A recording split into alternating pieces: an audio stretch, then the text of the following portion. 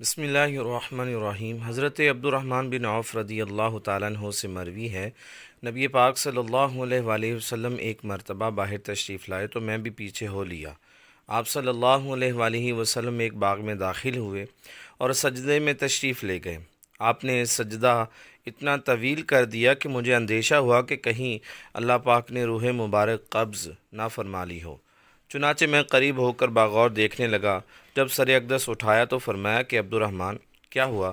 میں نے اپنا خدشہ ظاہر کیا تو فرمایا جبرائیل امین نے مجھ سے کہا کہ کیا آپ صلی اللہ علیہ وآلہ وسلم کو یہ بات خوش نہیں کرتی کہ اللہ پاک فرماتا ہے کہ جو تم پر درود پاک پڑھے گا میں اس پر رحمت نازل فرماؤں گا، اور جو آپ پر سلام بھیجے گا میں اس پر سلامتی اتاروں گا۔